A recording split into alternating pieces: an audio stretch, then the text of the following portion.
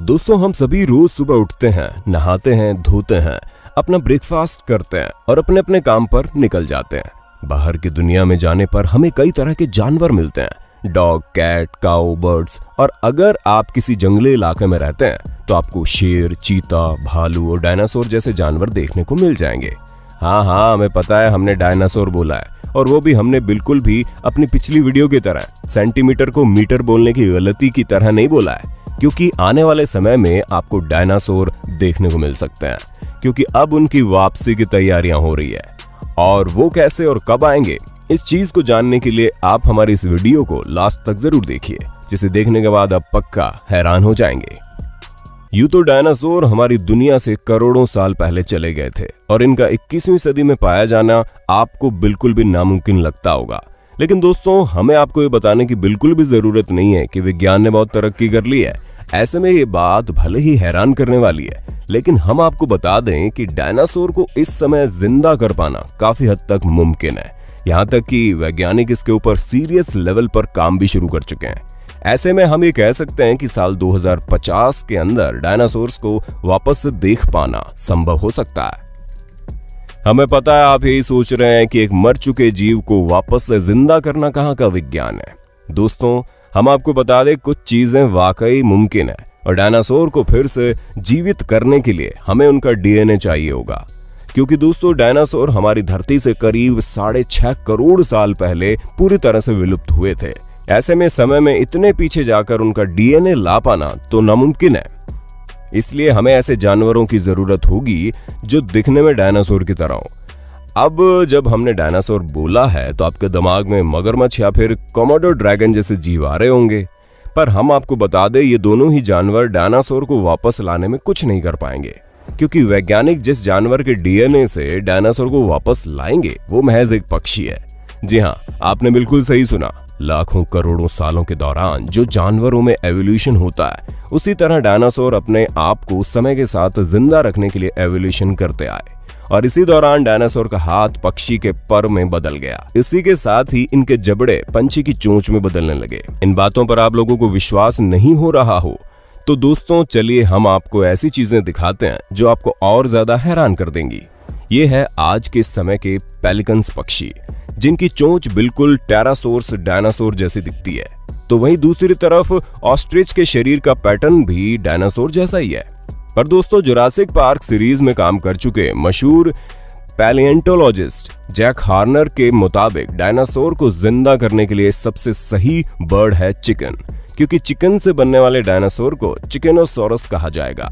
लेकिन हमारा common sense तो यही कहता है कि एक तरफ ये डायनासोर जो आकार में बहुत ही ज्यादा बड़े होते हैं, वहीं दूसरी तरफ चिकन यानी मुर्गे, जिन्हें कमजोर पक्षियों की श्रेणी में रखा जाता है, क्योंकि इनके अंदर कुछ खास गुण नहीं होते जो इन्हें विशालकाय डायनासोर जितने ताकतवर बनने में मदद कर सके। तो आखिर ये कैसे संभव होगा? हम चिकन से डायनासोर बनाएंगे? तो दोस्तों, इसी चीज का जवाब देते हुए हॉर्नर कहते हैं कि चिकन के अंदर मौजूद डायनासोर के प्रिजर्व और इनएक्टिव जीन को अगर हम किसी तरह जिंदा कर पाए तो इन चिकन से ही हम डायनासोर को वापस ला पाएंगे। दोस्तों, चिकन और एलिगेटर असल में थेरापूड्स डायनासोर के ही वंशज है, जिन प्रजाति में वेलोसोरेपटस और टी रैक्स भी शामिल है।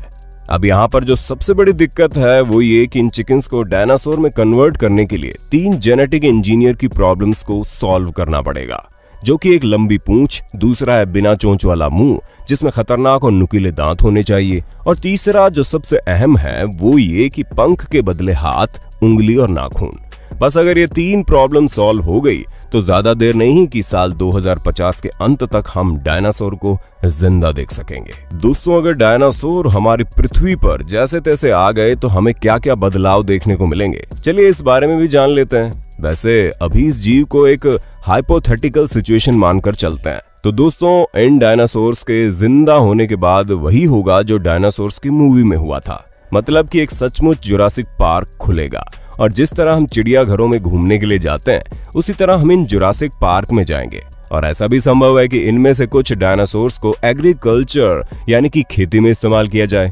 खास करके डिप्लॉयडोकस डायनासोर को, जो कि एक शाकाहारी जीव है। और इन्हें एग्रीकल्चर में इस्तेमाल करने का सबसे बड़ा कारण ये रहेगा कि ये काफी ताकतवर होते हैं। ऐसे में गायों और भैंसों की जगह इनका इस्तेमाल करने पर फूड प्रोडक्शन की काफी अच्छी मात्रा में प्राप्ति होना शुरू हो जाएगी।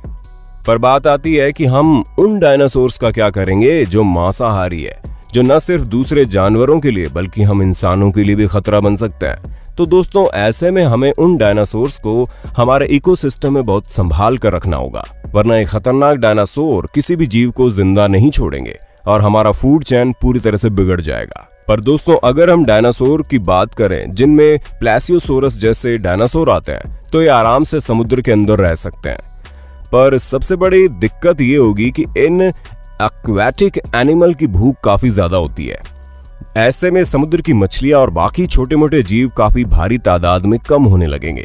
तो दोस्तों, आप समझ गए होंगे कि अगर किसी तरह वैज्ञानिकों ने डायनासोर को मेडिकल साइंस की मदद से बनाकर हमारे सामने खड़ा कर दिया, तो हमें किन किन चीजों पर ध्यान देना है और कैसे कैसे हम उनके साथ रह सकते हैं और क्या क्या परिस्थितियां आ सकती है। पर अगर हम ये बात करें कि जिस एस्टेरॉयड के टकराने से डायनासोर का खात्मा हुआ था, वो अगर हमारी पृथ्वी से टकराया ही ना होता तो क्या होता। तो दोस्तों, हमें पूरी उम्मीद है कि आपको अपने होस्ट और दोस्त सैम की इस वीडियो में मजा आ रहा होगा। अगर हाँ, तो साथ ही इस वीडियो को लाइक करते चलिए ताकि हम फ्यूचर में इसी तरह के इंटरेस्टिंग वीडियोस आपके लिए लाते रहें। वैसे आपके मन में इस चीज को लेकर कई सवाल भी चल रहे होंगे कि अगर ये एस्टेरॉयड धरती से न टकराया होता तो आज ये विशालकाय डायनासोर हमारी पृथ्वी पर अभी भी खेल कूद रहे होते। तो दोस्तों, हम आपको बता दें कि आपका अंदाजा कुछ हद तक सही भी है, लेकिन इतना भी नहीं कि हम धरती पर पाए जाने वाले एक जीव को पूरी तरह से नजरअंदाज कर दें। जी हाँ, डायनासोर लाख विशालकाय और खतरनाक क्यों ना हो, पर धरती पर पाया जाने वाला एक जीव ऐसा है जिसके आगे डायनासोर भी हार मान लेते हैं, और वो जीव कोई और नहीं बल्कि हम इंसान ही हैं। जी हाँ, हम इंसानों में जो सबसे ज्यादा ताकतवर चीज है वो है हमारा दिमाग, जिसके बलबूते पर हम किसी भी चीज को करने में सक्षम है। जहां आज से कुछ हजार साल पहले हमें ठीक ढंग से बोलना तक नहीं आता था, वहीं आज एक एक इंसान न सिर्फ ढंग से बोल सकता है बल्कि एक साथ 2-3 भाषाओं का प्रयोग करके लोगों को अचंभित भी कर सकता है। और ये तो फिर भी कुछ भी नहीं है। हमने विज्ञान के क्षेत्र में क्या क्या उपलब्धियां पाई है, इसका जिक्र हमें तो नहीं लगता कि हमें करने की भी जरूरत है, क्योंकि आप ये सभी चीजें एक ऐसे डिवाइस में देख रहे हो जो छोटा सा है, और न सिर्फ आप इससे अपने लोगों से कनेक्ट कर सकते हैं बल्कि देश दुनिया की सारी A to Z चीजों को जान और समझ सकते हैं। और ये सब कुछ विज्ञान के चलते हम इंसानों ने ही तो किया है। अब डायनासोर तो करोड़ों साल पहले हमारी पृथ्वी पर मौजूद थे, लेकिन उन्होंने ऐसा कुछ भी करके नहीं दिखाया जो विज्ञान के क्षेत्र में उन्हें आगे पहुंचाता। पर हम इंसानों ने ये सभी चीजें करके दिखाई हैं। ऊपर से अगर बात करें हम इंसानों की, तो हम आपको बता दें हमारे पूर्वज मैमथ जैसे बड़े जानवरों का सामना कर चुके हैं, तो डायनासोर का भी कर लेते। ऊपर से जो खतरनाक डायनासोर आपने जुरासिक पार्क मूवी में देखा है, उसे सिर्फ फिल्म में ही तेज दौड़ते हुए देखा जा सकता है। बाकी अगर रिसर्चर्स द्वारा की गई रिसर्च की बात करें, तो जो डायनासोर मूवी में दिखाया गया है वो केवल 20 किलोमीटर प्रति घंटे की रफ्तार से दौड़ सकता था। ऐसे में अगर हम इस टाइम सबसे तेज दौड़ने वाले इंसान यानी उसैन बोल्ट की बात करें, तो वो लगभग 44 किलोमीटर प्रति घंटे की रफ्तार से दौड़ सकता है। इसलिए अगर हम इनका आधा भी दौड़ेंगे तो भी हमें डायनासोर नहीं पकड़ पाएंगे। और मान लीजिए हम कुछ भी ना कर पाते तो हमारी प्रकृति ही सब कुछ कर देगी।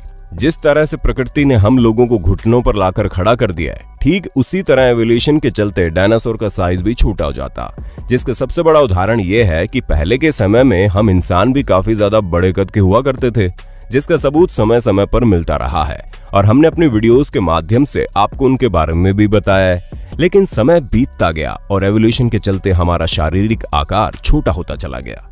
धीरे धीरे अब एवरेज साइज के लोग भी काफी छोटे हो रहे हैं, और यह सब कुछ एवोल्यूशन के चलते ही हो रहा है।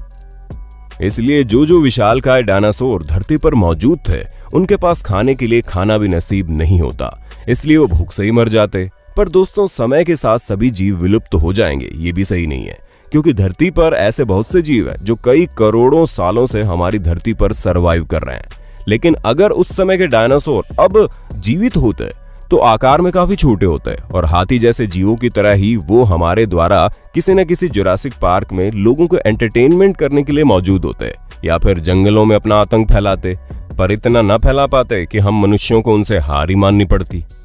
अब आपको इस विषय में एक एक बात पता चल गई है, तो दोस्तों आपका इस बारे में क्या कहना है? क्या रिसर्चर्स को अपनी रिसर्च जारी रखनी चाहिए या फिर प्रकृति के साथ खिलवाड़ न करके उन्हें अपनी इस रिसर्च को बंद कर देना चाहिए?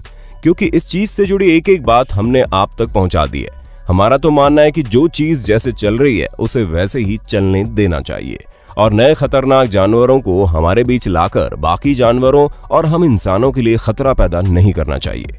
बाकी आपका इस बारे में क्या ख्याल है, हमें कमेंट में बता दो। दोस्तों आज के लिए बस इतना ही। अगर आपको हमारी वीडियो अच्छी लगी हो तो इसे ज्यादा से ज्यादा लोगों तक शेयर कीजिएगा ताकि हर कोई समझ सके कि उसके आसपास क्या हो रहा है। और ऐसे इंटरेस्टिंग वीडियोस को लगातार देखने के लिए हमारे चैनल को लाइक शेयर सब्सक्राइब जरूर कर देना। धन्यवाद।